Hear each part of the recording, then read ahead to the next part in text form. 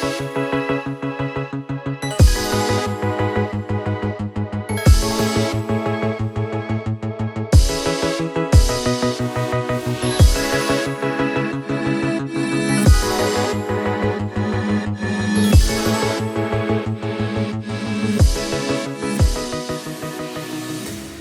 everybody, and welcome to the Yinzer Brothers podcast. I'm TJ. I'm here with my brother Tim, and we are your Yinzer Bros. Today is the Steelers-Titans preview. The Steelers play the Titans at Tennessee this week in the land of COVID. Apparently, I don't know what they're doing down there in Tennessee, but this is a game that was pushed back a few weeks. But one of the fun things is now we have two undefeated teams. One of these teams will be undefeated after Sunday, and the other team will kind of limp out of there with a loss. Still 5-1 is still pretty good. Mm-hmm. We got two very strong teams. We've had some interesting predictions for wins and losses stuff. We'll be talking about that in a second. And we'll be talking about our keys to the game. But before that, it's time to open up the Yinzer mailbag. Tim, we got some mail this week, man. We got some heavy mail. Are you ready to put on your thinking cap and answer some of the stuff from the Yinzer mailbag? Sure. Let's go. So you may ask yourself, if you're new to the Yinzer Brothers podcast, what is the Yinzer mailbag? Well, I'm glad you asked that question. The Yinzer mailbag is when you, the fans, get to ask us, the Yinzer Brothers, anything you'd like about the Steelers, about our podcast, ice cream, food, anything. We're here to answer all of your questions in the Yinzer mailbag. If you got a question for us, you can email your questions to yinzerbros@gmail.com. Again, that's yinzerbros@gmail.com. Our first Yinzer mailbag is from Mark, your buddy Mark. I'm beginning to think Mark's our only fan. He may be the only one. I know nobody in my house listens to it. Even though it's a high quality podcast, it says Tim's been bullish on Ebron. So why did he drop him from his fantasy team? Tim, did you drop a Pittsburgh Steeler from your fantasy team? Yeah, he stinks, man. He's not been good. He hasn't been good. He hasn't been good. No. So what are some of your thoughts about Ebron, even for his Steeler output this year? I mean, there's a big difference between fantasy and output in Steeler land, but he's been terrible in fantasy. He's been brutal. He's stunk for me. I picked him up getting high hopes, and same week I pick him up is the week he gets his fumbleitis. I can't have that, When it comes to fantasy, I don't think with my heart. I think with my mind. That's why I'm a champion all the time in fantasy. Tim is a champion. He's a legend in his own mind. That's true. You are a champion when it comes to fantasy stuff. I have been pleasantly surprised with his output. Again, if you put the fumbleitis to the side, I think he's a good target. I think Ben's starting to find a good rapport with him. And I'll tell you what, he makes some remarkable catches, but he does have some heartbreaking drops. You're right. So hopefully down the stretch, he will have a soul. He will have a soul just shattering drop for us before this year's over. Hey, maybe he already did that. Maybe he did that against when he put that ball on the ground and we were. No. It's gonna be one of the things where you see my soul leave my body in an instant. That's what's gonna happen. You'll know. Trust me, you'll know. Here's another question. It says, will the Steelers be having nightmares about Henry when next week's game is over? The bigger they are, the harder they fall. That's what I was always told as a man growing up. That's true. And he's a big guy. He's a very big guy. So, I mean, and there's another follow-up question here. The sack prediction for Tannehill. How many sacks will the Steelers have against Tannehill this week? I mean, you got their all-pro or all-world left tackle dead. He's out. I mean, done.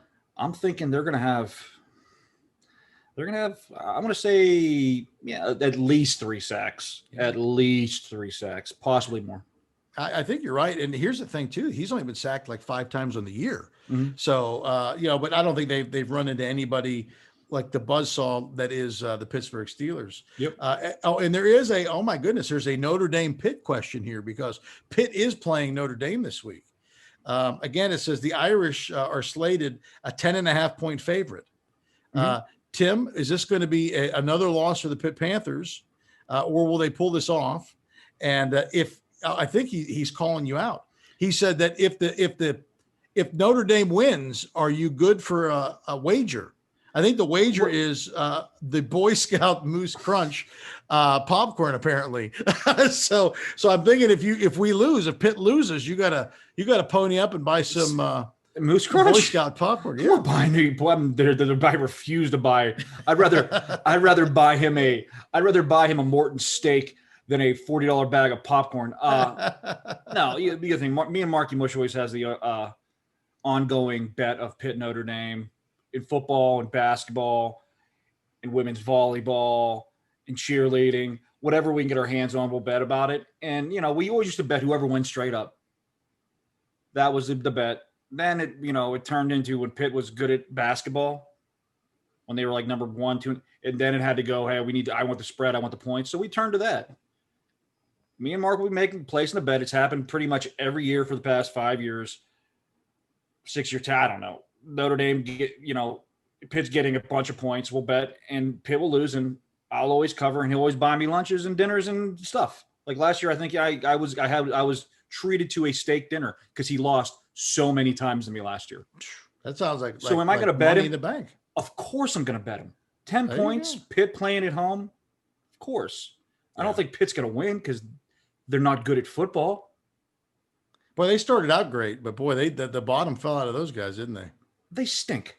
I'm so sick of Pitt. Well, let me ask you a question. All they do is Pitt. Is Notre Dame as good as what are they ranked third to country? Notre Dame's a paper. You talk about teams being paper champions. Notre Dame's. Let me give you your top 3 things on college football every year. I hate it when the Notre Dame fans can't claim that they always play. They play the softest schedule. They play soft schedule. They're always like, well, we have these people. We don't play. No, you play Navy. You play Army. You play BC. USC hasn't been good in 15 years. You play them every year. This year, you're in the ACC. You're going to get your stuffings kicked out of you by stinging Clemson. It's going to happen. You probably lose to Pitt just because it's bound to happen. Notre Dame, that's number 1. Notre Dame, when the Notre Dame fans say, well, we play tough schedule. No, you don't. Number 2 is anybody that actually believes Michigan's ever going to beat Ohio State. No. There's Michigan fans, you're crazy. You're idiots. And number 3 is everybody always saying Texas is back. No, Texas stinks. They've stunk for 10 years. They're going to stink. The bottom line. Those are your 3 facts on college football. So I'm sick of Notre Dame. They're ranked in the top 2, 3. They don't play anybody. Then they go to the big boy games. I remember when they played Alabama in the championship game, 6, 7 years ago. I don't think I'm not trying to be a jerk I don't think they actually touched a Alabama player the whole entire game. I don't think they did. You're probably right. Oh, I am 100% right. So they'll get in. So my thing is they'll get into the BCS somehow, some way, because they're Notre Dame. I don't know why, just because of their name. And they will get beat by 1,000 points by whoever they're playing. Well, the BCS is about money. Let's just be real. And let's just be real, too. I mean, how can Notre Dame compete for a national championship once they lost the stud that is Claypool? We have him now. Now he's in black and gold. That tells you how crazy he wasn't that good at Notre Dame. That's what makes it even crazier. That tells you how bad a team stinks. That quarterback stunk. I could punt a ball up in the air and Claypool could catch it. That tells you how crappy their Notre Dame people, Notre Dame in general, just blah. They'll beat Pitt and they'll whatever. The Pitt stinks. But you know, Pitt's got this ability, even when they're having down years, they do pull off that one kind of upset. You know, maybe it's Clemson, could be somebody. What's going to happen is Pitt's going to be leading all game. It happens all the time when they play Notre Dame tough, and all of a sudden, Casper the Friendly Ghost will be called for a pass interference call for the Pitt Panthers, and it will change the dynamic of the game. It happens all the time. It could. So, you know, that it could. So I'm guessing you're taking the bet then with Mark, whatever the output. So we'll have to get an update after this weekend. Maybe we'll get a picture. Maybe we'll get a picture of me when I'm eating my steak. That's a good idea. That's a great idea.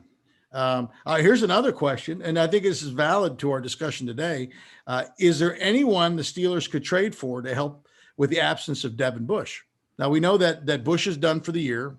He's getting – I think he probably already had surgery on his knee. Mm-hmm. You know, we have the mighty Spillane. He's there, 41.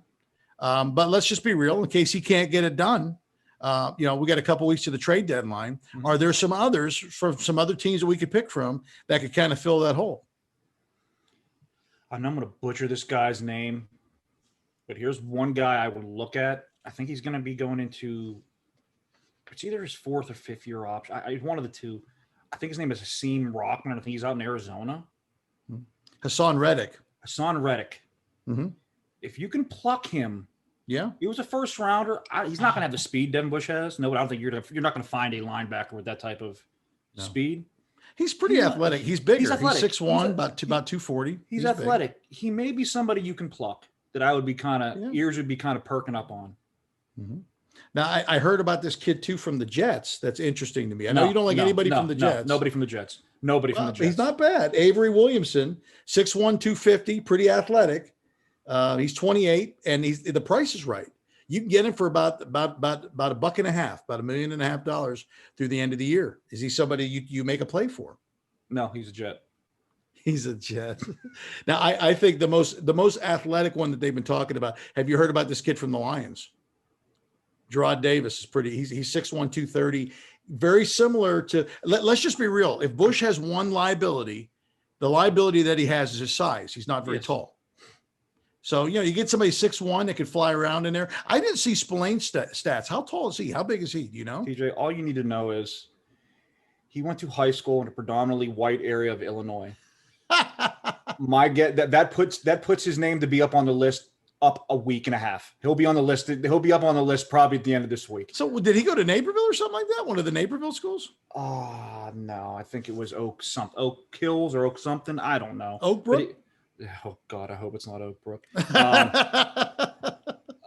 He went. I gotta look. I know it was in Naperville or not Naperville. It was a very suburban school in Illinois, and I was like Oak Park maybe. Yeah, Oak Park. I almost threw up in my mouth. I go, come on, man. Yeah, I'm not very.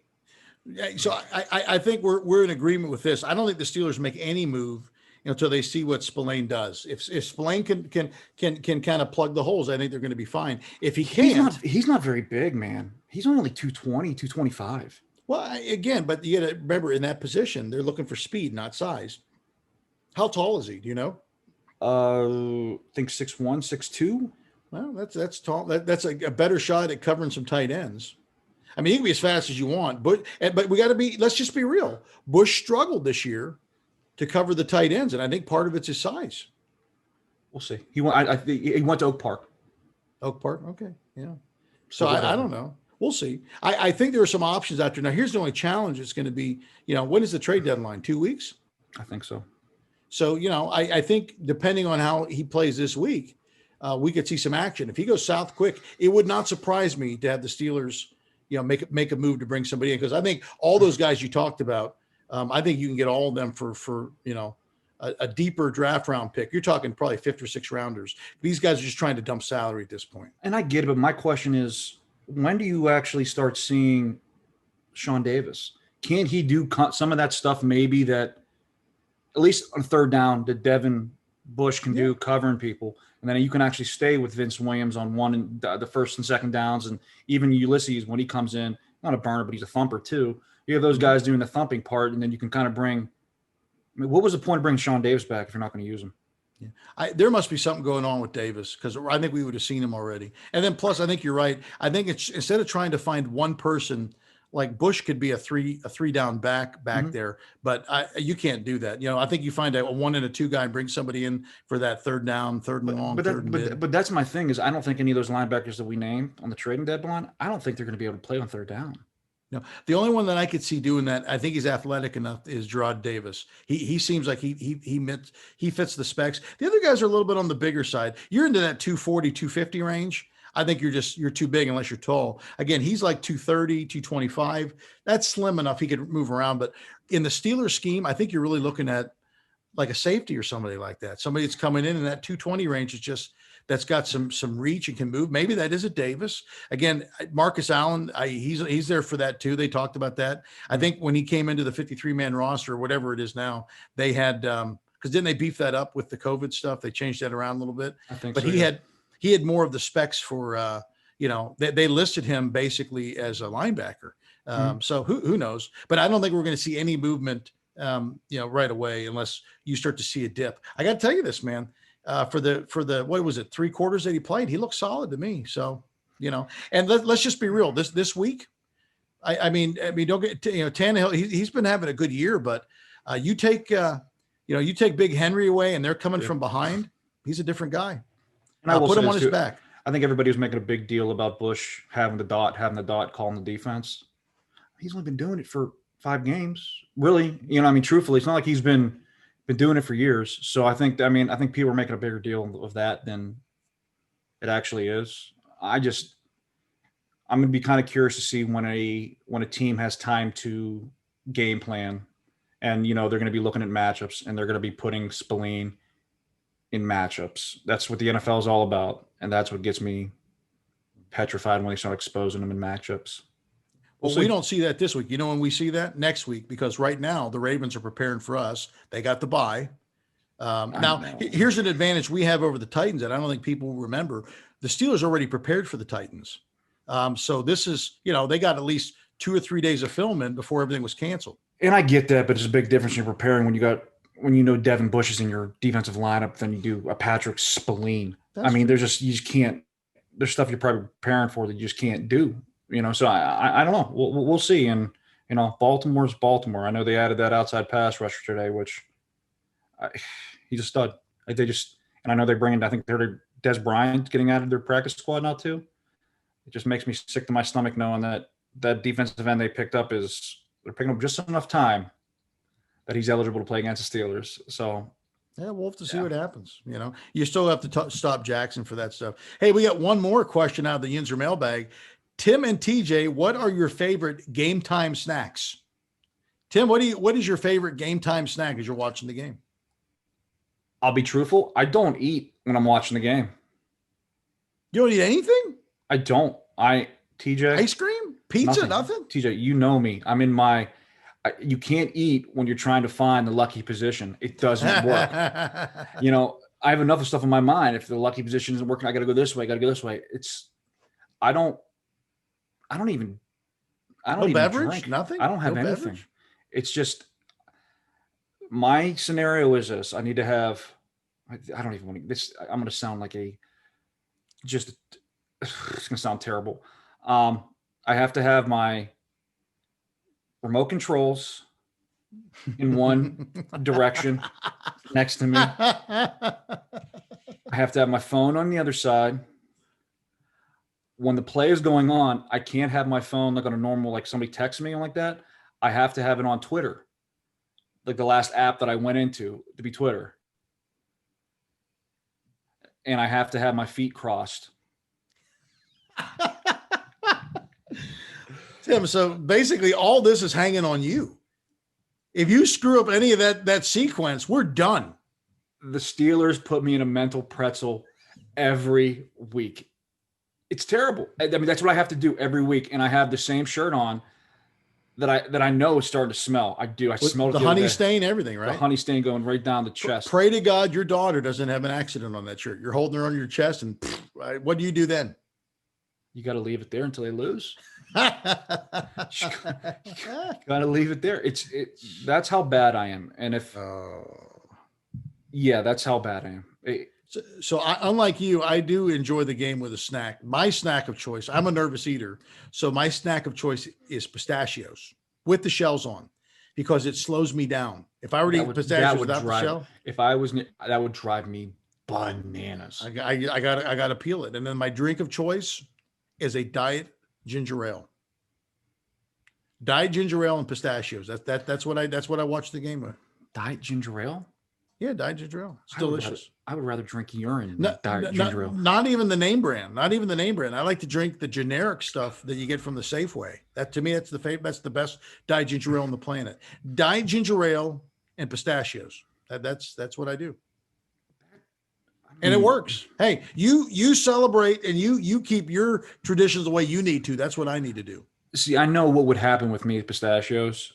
I would be so nervous during the game, I would forget that the shell's on. I would just take one ginormous chomp, and my teeth would I would look like I would look like a jigsaw. You look like a jack-o'-lantern. By the end of the game, I'd smile and I'd be like, "What happened?" Yeah. Well, those are our snacks of choice. What do you eat anything special for celebration? If there's a victory, do you have anything you eat? No, but before games on Sunday morning, we have a sandwich place called Augustino's up us, and I always have to have Augustino's before game. After game, whatever the wife has in the crock pot on a good Sunday is nice. So what's the sandwich you have at Augustino's? It's either one. It's either a half of Italian, or it's an American with a little cup of broccoli cheese soup right before the game. That's a righteous thing. That sounds pretty good. Mm-hmm. Okay.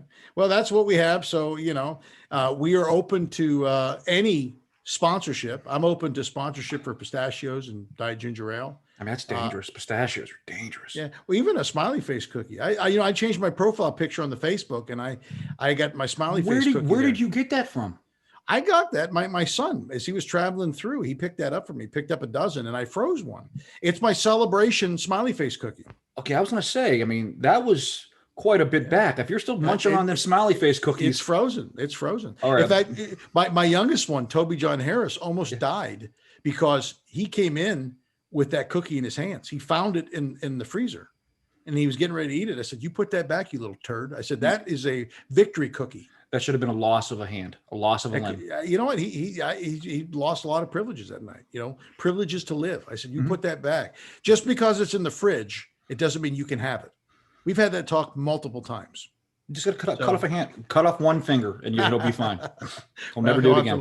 He'll have to learn someday. So that's the Yinzer mailbag. Again, if you got any questions or comments, you can always email us at yinzerbros@gmail.com. Again, that's yinzerbros@gmail.com. If you're lucky, we'll read your comment or your question, and you'll be famous on this nationally listened to podcast. You'd be famous. National. National. It's national. We're talking coast to coast, baby. So now it's time to talk about the game. The Titans and the Steelers this week at Nashville, the COVID capital of the universe. Tim, what are some of your first impressions of the Tennessee Titans? I mean, they're undefeated, so they're a good team. Let's talk about their offense. Let's just focus on their offense first. What about their offense scares you or makes you nervous? I mean, it's Henry. I mean, Henry. You got to stop him. You can't go for 200 yards on you. You know, I mean, Tannehill, does he scare me? No, not really. I think if you stop Henry, you're going to beat the tar out of this team, like I said last week with Cleveland. Mm-hmm. It's just the fact, can you stop Henry? And I think they can. I don't think there's any team that can run. Put it this way, I don't think the Steelers aren't the type of team, even their D-backs and even, anybody, they've never been the type of team ever where you have people making business decisions and not tackling. So that's why I don't think Henry, even though he's a mongrel, he's huge, I don't think they're going to I don't think it's going to bug the Steelers. Truthfully. I think you're right. Well, let's just be real too. Henry's great if he can get going. If you can get to him before he gets to that third step, he's done. I mean, he's not the king of quickness. Now, if he gets like vertical on you, you're done. Yeah. And he's got a head of steam. So I think I think our front guys are strong enough, and I think we'll move the line of scrimmage to their backfield, and I think he'll be okay. Do you see Henry even getting 100 yards this week? No. Okay. I don't see one team getting over 100 yards in Steelers all year. I would be stunned. So you make Tannehill beat us. Now, again, he's only been sacked 5 times, but he just lost his blindside, tackle. But who has the Titans actually played? They haven't played a defense like the Pittsburgh all year. I'm not even sure who they played besides last week was Texans. Mm-hmm. Texans stink. Yeah, and the Texans really had them on the ropes. The Texans should have won that game. That was the stupidest 2-point conversion call I've ever seen in my life. It was. Romeo, I don't know what he's doing. He kicks it. They're done. It's a victory. So I don't even know who they really beat other than them. Mm-hmm. I don't think a ton. I think you're right. I mean, Tannehill is playing well. He's got 13 TDs, 2 picks. Mm-hmm. But here's the reality. He's been their line has kept him pretty much untouched, and they've not come against anybody like the Steelers. So I think what does he look like with pressure? The Steelers put pressure on you, so I think that'll be a good thing. Their wide receivers don't terrify me either. I think we match up well. Their big wide receiver, I think, is AJ Brown. Mm-hmm. Practiced yesterday, didn't practice today. No, he's banged up. So, and that's a big loss if he's not playing. Yeah, it is. It's a very big loss. Well, let's flop on the other side of the ball. Let's talk about the the Titans defense now. What is there anything about the Titans defense that makes you nervous? I don't know too much about them, truthfully. I don't think they're any good. You know what I mean? I haven't seen them play too many people. I'm trying to think who Tennessee. I'm trying to look at their schedule they played. I mean, they beat Denver. They beat Jacksonville. Stinks. Jackson was not very good. They beat Minnesota. Minnesota stinks. And they beat Buffalo. Their good one was Buffalo. They pounded Buffalo, but I think Buffalo had two of their top corners out that week. They pounded them. And then they beat the Texans. 4 of those games, besides Buffalo, they were 3 points in lower victories. Well, they gave up a ton of yards to the Texans. So, truthfully, I don't think their defense is very good. I don't know who they really have. I know they got Malcolm Butler, but he was good 5 years ago. I don't know what they got. Well, the Texans are definitely in the bottom third of the league for defense. And I think they're kind of like Cleveland, to where, a little bit of their mystique came from, they've got, they have 6 takeaways so far. Mm-hmm. And when you have that many takeaways, that masks sometimes a non-stout defense. Yeah. I don't think there's anything. I mean, I could tell you this right now from a defensive back perspective. I don't think they got enough to stop our wide receivers. I will say, I'm not sure if Adoree Jackson is going to be playing in this game or not. I know I think he's on IR or hurt or whatnot. He's a good corner. I think he's a top 5 corner league, but I don't know if he's playing either. But even if he was playing, I don't think they can cover the Steelers wide receivers. I don't think there's a team that can cover the Steelers wide receivers in the league. I agree. I think you're right. So I think from a complete thing, I don't think the Texans make me nervous. Let's flop over to the Steelers now. What are some of your keys to the victory for the Steelers? Let's talk about the offensive side of the ball. What do you think the Steelers offense needs to do in order to beat the Titans? I would take an identical plan of what you did against Cleveland. I would pound their faces off, take your shots deep when you have them, and then once you get that defense loosened a little bit, you can work the underneath stuff, but I would pound Connor. You got the Castro. Looks like he's going to be coming back. I would just pound the rock as much as you can this game. Just pound it down their throats. The best thing to keep any chance of Tennessee doing anything, just keep Henry off the field. Control the clock and just grind them. It's the old cower football, right? Just, get the lead and take the air out of the tires. I do think, too, I think the Titans are a different team if they got to play from behind than they are if they have the lead. Because if they got to play from behind, you limit what Henry can do, especially if you start shutting him down. And if you limit what he can do, and then especially you got your all-world left tackle out, you got Bud and TJ pinning their ears back. If you're the Tennessee Titans, you're going to be in a world of trouble. I agree. So who's your offensive player to watch if you're the Steelers? My offensive player to watch, I will say this. I'm going to say it, even though I've been shaming him. Every time Eric Ebron plays the Titans, I guess their safety, who's been there forever, usually matches up on him, and he eats them alive. He did it when he was with the Colts. Does it all the time. I believe the number's 31 for the Tennessee Titans. So I think Eric Ebron, this may be his bust-out, 90-yard, 100-yard game. Okay. That would be great. That would be the reason why I'm saying that, I think James Conner is going to get I think he's going to get close to 100, but I think it's going to open up the play action, and that's where Ebron's just going to eat them alive. My player of the game, Johnson. Mark my word, I think he's got 2 TDs this week.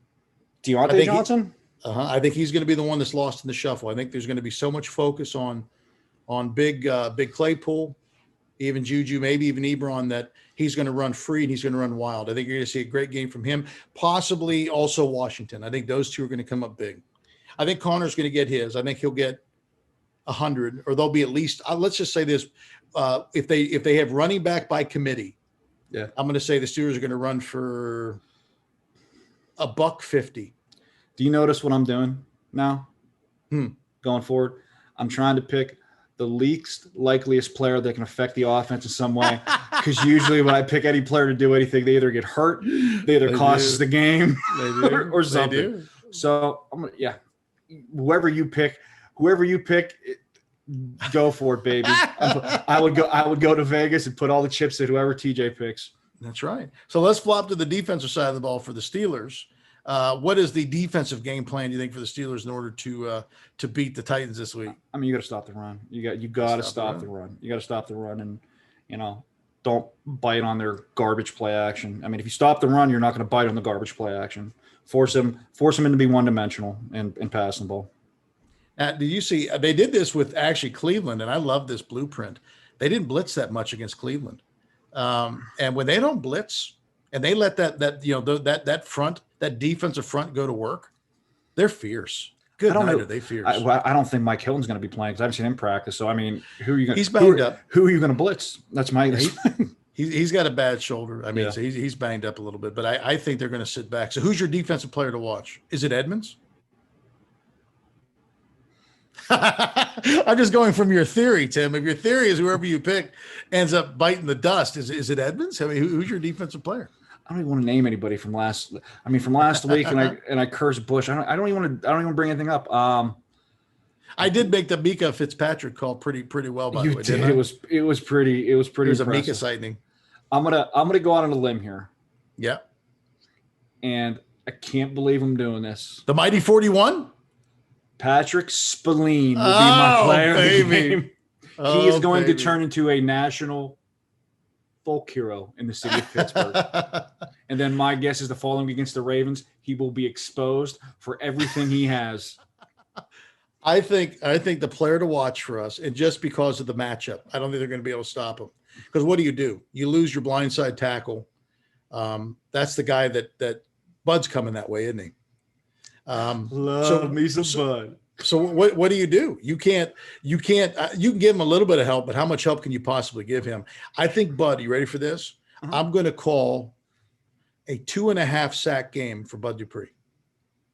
And I think the Steelers, they get 5. How many turnovers? 5 sacks, 3 turnovers for the defense. 3 turnovers. One fumble, 1 on the ground, 2 picks. Because I don't think I don't think he's been pressured enough to really see I think when you squeeze him, we'll find out what's inside of him. And I'm going to make another prediction here. One of the picks will be a linebacker. The other, Mika's getting another one. What linebacker will that be? You know what's going to be funny? Vince Williams. Say his name. Williams. Say his name. Say he was my defensive player of the game last week. I told you. I just want you to say his name so I don't curse him, because my guess is he'll probably go down with a hammy for the first 3 plays of the game. In fact, I'm going to make one other prediction too, or 2 other predictions. One with this. I think Hayward will lead the team in tackles this week. A close second will be number 41. Okay. I mean, I'm all. Hey, he's going to be the guy. I am all on board. The Spillane train. I want it to start. 3 turnovers, 3 takeaways from the Titans this week. 3. Okay. And I one could be a pick 6. I think we're going to give Tannehill fits, because I don't think they've seen any defense like ours. Even though, I got to tell you this, when you said this last week, I was suspect, but I think you're right. I think the Titans do remind me of the Browns. But I think they're weaker on defense. You don't have a Myles Garrett. You don't have somebody. You give Ben that extra time, you're done. I agree. Did you hear what he was doing this week? He was chucking balls into trash cans. He's working on that deep throw. When he gets that deep throw down, done. The league's done. I mean, they're done. Well, those trash cans dressed like me? Maybe. I don't know. When he figures out, this is the problem right now. When you listen to him talking, he's not used to his arm being this strong. It's been a long time. TJ, and he doesn't have pain in it. Just stop it right now. Let's just stop. Stop it right now. He'll be fine. Maybe. I mean, the only thing in a weird, in my demented mind, this one thing that's been kind of weird is everybody's been talking about the Steelers defense, talking about the Steelers defense, talking about the Steelers defense. And you got Vrabel over there. You know how and I just got a feeling that Tennessee's defense is going to somehow show up and they're going to sack Ben like 10 times. And I'm going to be going like, what just happened?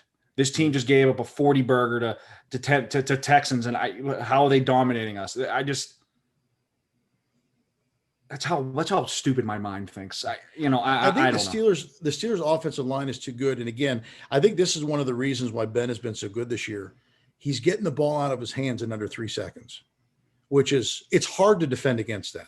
If they run well, I think this week what you'll see either they'll try to establish run right away or they'll pass early to open up the run later. Mm-hmm. And you can't defend both. You just can't. And again, if we get DeCastro back, but let's just be real. Dotson and these guys that have filled in, they've been fantastic. The line is tough. It's a nice problem to have. And I think Wisniewski's coming back, I believe, also. Yes. I would say it's a nice problem to have, man. And I know we've given up Bush. I get that. But I'll be honest with you. He's a play caller, but man, they were beating him to death down the middle. Those tight ends were beating him to death. I think losing Hilton is a tougher loss just right now, at least against the Titans. Now next week when we play the Ravens, they are notorious for hitting those seam routes with those tight ends. And I don't know if Bush would have been the guy anyway. He's fast, don't get me wrong, but you give up too much. Yeah, but with Bush, at least with the Ravens, when you see Lamar get out to the outside, you can actually feel a little bit comfortable. I'm going to see 41 trying to chase down Lamar Jackson. You might as well forget about it. Lamar's going to put him in a blender. And I mean, I'll worry about that next week. This week, I'm going to worry about this Titans. If they get to be 6-0, I don't know. I mean, there's nothing I can complain about. I'd be very happy. Celebration time. So give me your score prediction. What do you think the score is going to be this week? It's going to be a tight game. Game on the road, tight game. Things come down to field position.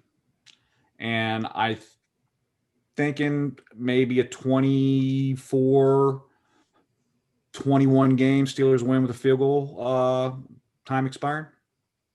Okay. I'm going 27-17 Steelers. Sounds like I'll tell you what, if they get on them quick. That's tough. If you're saying if we have 3 turnovers and they're only going to put up that, I would think if you put up 3 turnovers at 5 sacks, you're going to have – it would be a runaway lights out game. Well, I think I like the blueprint. I think you're right. I like the blueprint that they took against the Browns, which is this: if we can control the clock and run on these guys, I'm all for a 10 to 13 play drive that eats up 7 minutes, 8 minutes on the clock. I'm all fine with that. It doesn't have to be huge scoring. I mean, like last week, the Steelers had almost 10 minutes of possession time greater than Cleveland. That's huge. Well, it's going to, I mean, at some point when you're running the ball like that and you score on these scoring plays, you're going to run them out of the clock. So they're going to be forced to pass. So, I'm thinking you want every game to be like that. You probably do, but we'll see. Every time I think the Steelers are just like, this is a ground and pound game. They come out throwing the ball 97 times, and my head's about to explode because I see Ben just chuck one up, and I'm going, "What are you guys doing?" So I don't know. It'll be an interesting game. I got to tell you this too. I know that people are big on Vrabel. I mean, and he's a good coach. Yeah. I've been very impressed with the Steelers' game plans with every team that they faced so far. I think Tomlin's doing a great job this year. I like Fichtner. He used to drive me nuts. I think he's got a very strong balanced attack. I love the flavor that we got from what's the QB coach now? What's his name? Matt Canada. Yeah, I like the flavor that they have from him. Butler seems like he's on top of stuff now. We get the players to pull off that defense.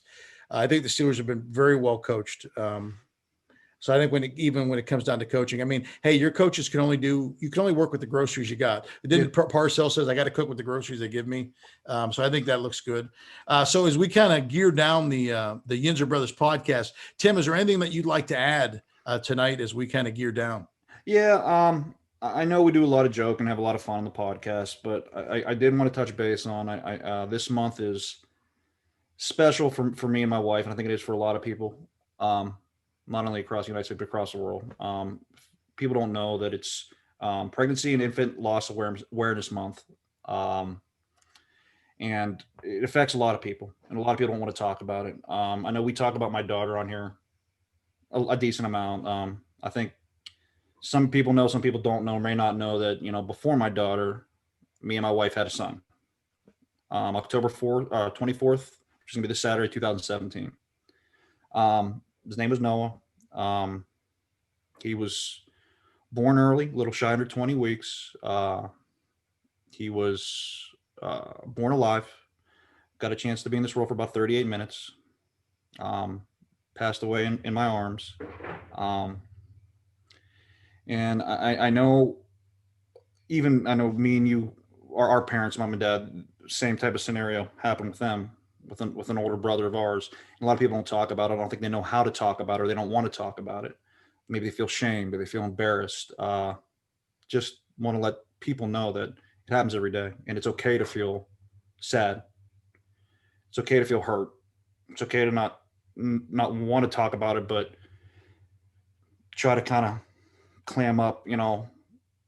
I was like that for a while, and knowing there's other people out there to talk about this, it's okay. It's okay to talk about it. It's okay. It happens. I just want to always let people know, if they ever need anything, especially for me and my wife, because this is very special to us, they can always email us to the Yinzer mailbag and, say, hey, this happened. If you need to talk, if you need anything of the sort. So I just want to kind of bring awareness to it, because a lot of people maybe don't know about it, and it affects a lot more people than you might think. And like I said, let everybody know that it's okay. It's okay to feel how you're feeling. Like I said, I miss my son every day. Not a day that I go by I don't think about him, and I know my wife's the same way. And before we sign off, I just wanted to wish him a early happy birthday. I know it's gonna be Saturday. Mom and Dad love you, and so does your sister, and we'll always be thinking about you. It's a big deal. Don't forget, Yinzer Brothers listeners, we are all part of the same beautiful family called humanity. And when one of us hurts, we all hurt. So thank you for sharing that, Tim. I know that's very vulnerable. You and Melissa are rock stars. The way you've walked through stuff has been absolutely incredible. And again, the Yinzer Brothers, we're here for you. If you are walking through stuff like that, please email us. We're here to be with you. We're here to get you through to your next steps too, in this beautiful story called life. Again, I'm TJ. I'm here with my brother Tim, and we are the Yinzer Brothers. We are shooting for a big victory against the Titans this week, my fellow Yinzers. Stay classy, Pittsburgh. Talk to you next week.